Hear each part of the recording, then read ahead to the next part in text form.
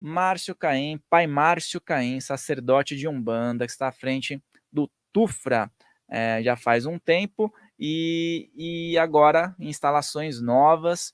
Vamos falar então sobre mitos e verdades em relação à Umbanda, né? Nossa, Porque tem coisa para falar, hein? Tem muita coisa para falar, porque é impressionante. Até houve um trabalho de muito tempo atrás, acho que de uns 15 anos atrás, uma pessoa aqui na minha cidade de Sorocaba, ela foi até o centro da cidade e as pessoas passando, né, na rua, eles perguntavam o que é Umbanda, né? E era engraçado, porque tinha reações de todos os tipos, né?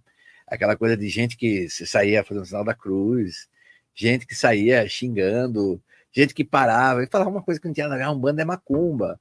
Quer dizer, tem gente que quer, mas a verdade é, ninguém define a Umbanda como ela deveria ser. A verdade é uma só. As religiões de matriz africana têm por tradição a transmissão oral do conhecimento, né? Essa sempre foi a nossa tradição.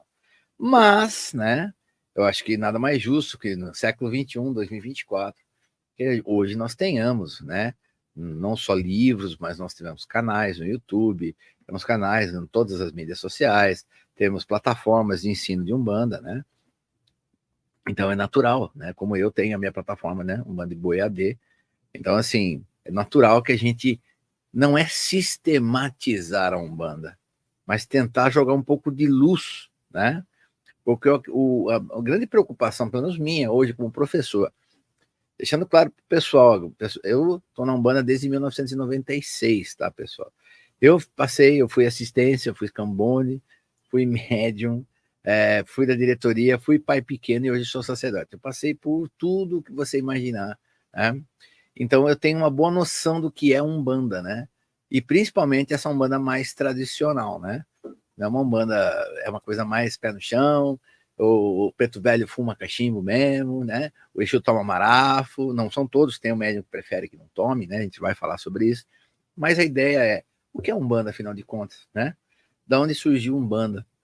E a primeira coisa que eu posso falar, que a Umbanda foi uma religião fundada em 15 de novembro de 1908 por Zélio Fernandino de Moraes, né? E ele recebeu, né, nessa ocasião, né, o caboclo das sete encruzilhadas, que anunciou a religião e falou que toda religião seria baseada na caridade. E essa é a primeira coisa que eu acho que é extremamente importante as pessoas entenderem, que a Umbanda verdadeira, ela é baseada na caridade. E muita gente que pode estar vendo a gente agora, ou que vai ver depois, vai falar, mas como assim? Eu fui no terreiro de Umbanda, falou que é Umbanda, me cobraram R$100, me cobraram R$300 para fazer tal coisa, como que pode esquecer? É mentira. E tudo, eu garanto para você, tudo tem explicação. Você tem que ter paciência para ouvir, porque é muito. Tem que entender de história, tem que entender de fundamentação, tem que entender das ramificações que aconteceram na Umbanda. Mas, basicamente, o Caboclo das Sete Encruzilhadas dizia o quê? O espírito fundador da Umbanda dizia que Umbanda é a manifestação do espírito para a prática da caridade. Ponto. Ele não falou que era o caboclo, ele não falou que era o Exu, ele não falou que tinha que ser desse jeito, daquele jeito. Em tese, se você tem um espaço onde os espíritos incorporam para ajudar a pessoa sem cobrar nada, você está fazendo Umbanda. Pela ideia, né, original, essencial do que o Caboclo das Sete Encruzilhadas deixou para nós. O Caboclo das Sete Encruzilhadas e o Zé de Moraes não deixaram livros, não deixaram escritos, né? Tivemos pessoas a partir do século da década de 30 que começaram a escrever, né? Leal de Souza foi um médium preparado por Zélio, era um jornalista, conheceu a religião, se apaixonou. Na década de 20 ele lança um livro No Mundo dos Espíritos, né? Que ele já fala dessa chegada dele na Umbanda. E acho que em 32 ou 3, se não me falha a memória, 1932, acho 3, ele lança o Espiritismo, a Magia e as Sete Linhas de Umbanda, aí falando muito mais de Umbanda. Inclusive, o Léo de Souza, o autor, ele foi um dos dirigentes das tendas que o Zélio Caboclo das Sete Cruzadas fundaram. Ele foi dirigente da tenda Nossa Senhora da Conceição, né? E aí começa a Umbanda. Mas por que existe essa coisa, que eu acho que é o primeiro mito, né? Que eu quero quebrar, aproveitar esse tema. Por que então tem Umbanda do bem, que faz caridade, que não cobra nada? Tem Umbanda do mal, que o que eu for lá pedir e pagar, a pessoa faz. Por que é que existe isso? Isso está certo? Será que eles estão mentindo, que eles não fazem Umbanda coisa nenhuma? e estão se aproveitando do nome, o que acontece de verdade, né? Acho que essa é a primeira resposta que é legal de ser dada. Primeira coisa, gente, nós temos que lembrar que você vai ver muita coisa na internet, gente falando que Umbanda existe desde que o mundo é mundo. Não é a Umbanda que nós praticamos, da forma que praticamos, com o conjunto de rituais que nós praticamos, ela começa com Zélio de Moraes em 1908. Mas a palavra Umbanda já existia. Sim, lá se você vai pegar no Reino do Congo do século XIV, XV, você vai ver que existia o Quimbanda, que era o feiticeiro do bem, que ajudava, que curava, que abria o caminho, né, libertava, tirava o espírito ruim, e ele praticava a Umbanda. Só que a Umbanda que o Quimbanda praticava lá no Congo não tem nada a ver com o que a gente faz aqui, né? E tem muita gente que fala, porque essa história, a Umbanda sempre existiu. Tivemos muitas religiões para chegar até a Umbanda, né? Nós tivemos Calundu, 1642, Luzia Pinto, acho que é mais conhecida, né? Tem outros aí expoentes, tá? Você tem o Candomblé de Angola, você tem o Pagelança, você tem o Toré, você tem que desses dois acaba indo para Jurema, né? Para o Catimbó Jurema. Daí você tem as ramificações que começam a surgir no norte do país, que é a Encantaria, que é o Tambor de Mina, entendeu? E Babassuê, né? O pessoal pensa que fala religião afro-brasileira, é só Candomblé e Umbanda. Não, gente, tem muita religião afro-brasileira. Aí a gente vai passar por Cabula, Candomblé Queto, Macumbas Cariocas, vai chegar no que a gente tem hoje na Umbanda. Todas essas religiões, de uma forma direta ou indireta, ajudaram a compor essa Umbanda que nós praticamos hoje, né? Mas o que acontece, né? Vamos tentar ser sucinto, que é difícil um assunto desse de ser breve. Mas o que dá para falar é o seguinte: vamos pegar, gente, lembrando que quem praticava esse tipo de religião, o Calundu em 1642, o Candomblé de Angola já nos anos de 1700, claro que era escravizado, não há dúvida disso, né? E a verdade, sim, é que índios e brancos procuravam essas pessoas para poder se curar, para tirar um mal olhado, para benzer, para abrir caminho, né, para tirar alguma coisa ruim da vida. Isso sempre aconteceu. E isso é uma coisa interessante de dizer. No Brasil, por mais que a escravidão foi um episódio terrível e trágico, os negros, né, os escravizados, tinham ainda em algumas situações, a possibilidade de se destacar, de praticar a sua essência que ele trouxe de sua terra natal, né? E é importante, porque sem isso nós não teríamos esse caldeirão cultural e religioso que nós temos no Brasil hoje, né? Você pega os Estados Unidos, por exemplo, onde toda a escravização, todo escravizado, ele foi extremamente podado, ele foi suprimido na essência. A cultura negra nos Estados Unidos, que veio da África, ela quase não existe. A cultura negra ela teve que ser reinventada nos Estados Unidos no século XX, começando pelo blues, né? Uhum. Para chegar no que eles têm hoje. Então você veja a diferença de que é uma colonização portuguesa e do que é uma colonização inglesa, né? O inglês ele fazia questão de suprimir. Da mesma forma, nos Estados Unidos, é difícil você encontrar tradições dos índios norte-americanos. Eles suprimiram, acabaram com tudo.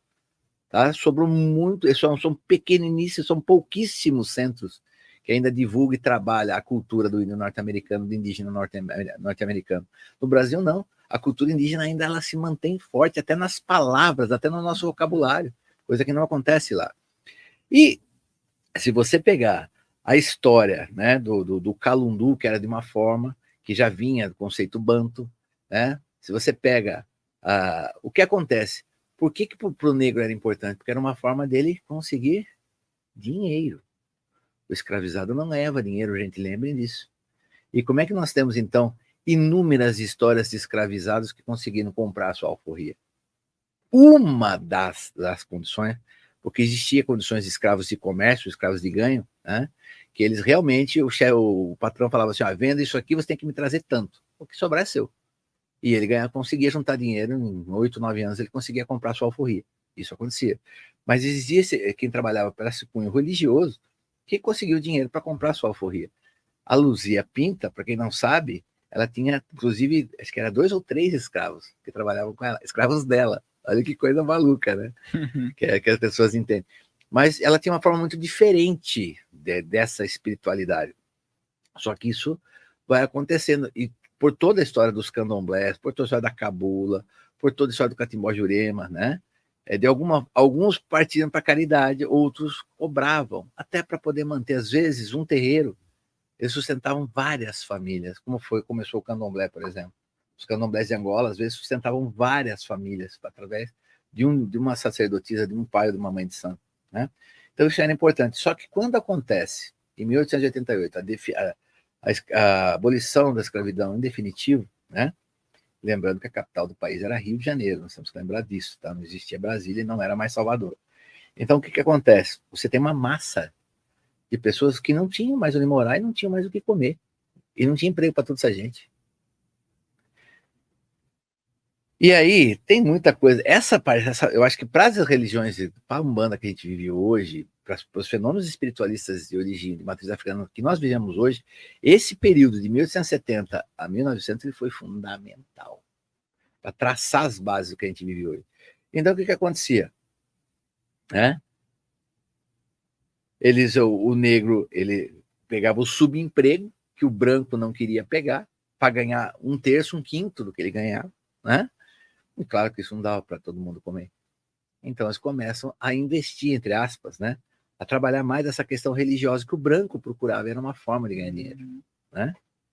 E aí começa o dinheiro corrompe, que é a minha maior preocupação na Umbanda hoje, é justamente essa história de cobrar por trabalho, né?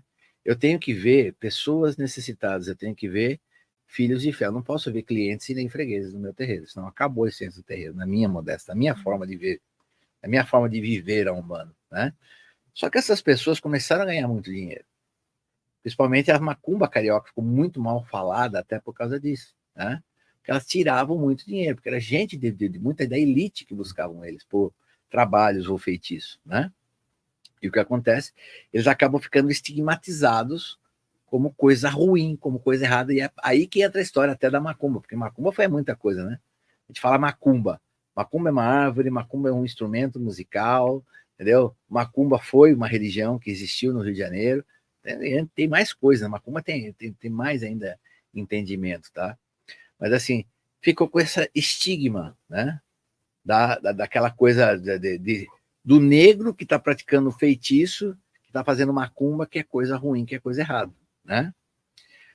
A gente percebe claramente que em 1908, quando o Caboclo das Sete Encruzilhadas, porque eu não vejo a Umbanda fundada por um homem, eu vejo a Umbanda fundada por um espírito, e isso faz sim toda a diferença, tá? Zélio de Moraes tinha 17 anos, gente. O que um jovem de 17 anos consegue criar uma religião baseada na espiritualidade? Nem que se ele tivesse 50, não sei se ele conseguiria fazer isso, imagine com 17. Tá? Com 50, com certeza conseguiria. Mas com 17 anos, naquele tempo, não existia a velocidade de informação que é hoje. O jovem de 17 anos, eu acho que sabe pelo menos, acho que umas 150 vezes mais do que um jovem de 17 anos do começo do século XX sabia. Né? E acho que o Caboclo das Sete Encruzilhadas deixou claro, ele pegou um médium, um cavalo novo, jovem, começou jovem com o seu aparelho, para quê? Para mostrar que aquilo era realmente um trabalho da espiritualidade e não dos homens, né? Ele faz questão da caridade, ele não abre mão da caridade, os trabalhos têm que ser gratuitos, ele bate muito nisso. O que é que o Caboclo está querendo fazer aí nesse momento? Se distanciar das macumbas cariocas, que cobravam muito, né? E tem uma coisa muito interessante de se dizer, que nós não podemos esquecer, o povo preto tinha um problema, porque a mediunidade é uma coisa muito forte no povo preto. E é o que aconteceu. Muitos não concordavam mais para o caminho que algumas macumbas cariocas tinham enveredado, né? Então eles não queriam mais participar das macumbas cariocas. Só que ele ia para o centro espírita, lá ele era segregado, lá ele era discriminado, lá ele sofria preconceito. Então tinha uma massa de povo preto que não se encontrava em lugar nenhum. E quando a Amanda chega, tanto que a maioria, a esmagadora maioria dos primeiros médiuns da Umbanda de Zélio foram negros. E são coisas que ninguém fala, né? E hoje, mais do que nunca, tem uma pauta que não sei se a gente vai dar para falar hoje sobre o embranquecimento na Umbanda, né? As coisas, né? Mas vamos pegar. Então nós ficamos aqui em 1908, 1910 com uma Umbanda da caridade do Caboclo das Sete Encruzilhadas e outras manifestações, principalmente macumbas, que tinha macumba boa, tá, gente? Tem que deixar isso bem claro. tinha gente séria e boa fazendo macumba carioca, só que a maioria se perdeu. Essa foi a realidade, né? O dinheiro corrompeu, né? O que acontece? A Umbanda sofria o preconceito que a macumba carioca sofria. E passamos assim a década toda de 10, de 20, começam as perseguições da polícia, até que no começo da década de 30, já com Getúlio Vargas no poder, ele cria no Rio de Janeiro o Departamento de Tóxicos e Mistificações. E aí o bagulho ficou doido, né? Porque o Departamento de Tóxicos e Mistificações, eles tinham um poder de polícia muito forte. Então, o que acontecia? Eles tinham poder para perseguir a maçonaria, para perseguir o centro espírita. Lembrando que os centros espíritas já estavam legalizados desde o final do século XIX, desde 1890, mais ou menos, já estavam legalizados, né? E bateu em todos os candomblés, tudo que era tudo para eles era tudo um pacote só, eles desciam um porrete. E é engraçado que a gente falar, né? Quando eles eram presos, eles ficavam até felizes. Por quê? Porque o costume não era prender. O costume era entrar e quebrar tudo, quebrar todas as imagens, quebrar todo o instrumento, descer o porrete no povo mesmo. Por quê? Que era uma forma de criar um medo para que eles não continuassem aquilo, entendeu? Então, tem uma música do Zeca Pagodinho que eu falo, né? Delegado Chico Palha, sem alma, sem coração, não quer samba nem curimba na sua jurisdição. Ele não prendia, só batia. É o que a música diz. Era exatamente essa época, né? Acontece, então, que Zélio de Moraes, com outros nomes da nossa Umbanda, como Benjamin Figueiredo, W. da Mate Silva, né? O nosso Tancredo da Silva Pinto, né? Que era de Omolocô, né? Eles criam, né, a União de Espiritismo de Umbanda do Brasil, né? E em 1941 eles fazem o primeiro Congresso Nacional de Umbanda, né?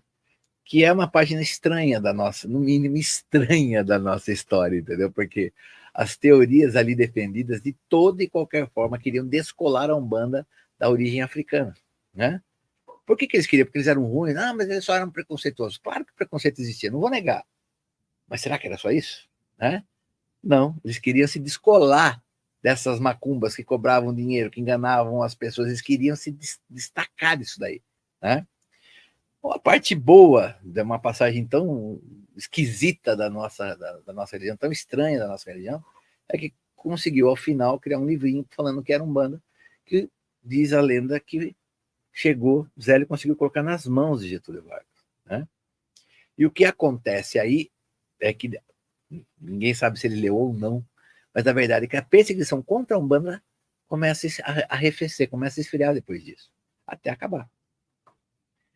E isso aí começa a causar o primeiro fenômeno importante do porquê é que tem Umbanda do bem e Umbanda do mal. Então o cara chega, o que vocês fazem aqui? Umbanda? Não, deixa passar. O que vocês fazem aqui? Candomblé. Porrete nele. Macumba. Porrete nele. Você entendeu? A Umbanda conseguiu se safar. E aí o que aconteceu? Os outros falaram assim, espera um pouco. Se eu falar que eu sou macumba, eu apanho. Se eu falar que sou Umbanda, não? Então agora eu sou Umbanda. É uma coisa, parece boba, né? Mas fez toda a diferença. Então, o que acontece? Muita gente, até mesmo alguns candomblés, passam a se chamar Umbanda para fugir, né, dessa perseguição da polícia que ainda existia no começo da década de 40. Né? Então, assim, fica uma coisa engraçada, porque você ia num lugar, o que é que vocês fazem aqui? Umbanda. Era uma Umbanda bonitinha, Zélio, Caboclo Preto Velho, né? Se ia numa outra, já matava bicho, umas coisas absurdas. Entendeu? Uma coisa sem critério, coisa sem conceito. Eu falo, mas como é que os dois podem ser Umbanda? Aí, aqui começa uma grande explicação disso. Se você está aqui, eu te convido a assistir o vídeo mais recente do canal Casa Filhos do Todo, que está aqui na descrição. Inscreva-se também por lá. Lembre-se de deixar o seu like aqui nesse vídeo, de se inscrever nesse canal, e se você gostou desse corte, o episódio completo está aqui na descrição. Ah, e também se inscreve lá no nosso canal oficial, Filhos do Todo, para você acompanhar as outras entrevistas. Farrell Molina falando, um grande abraço.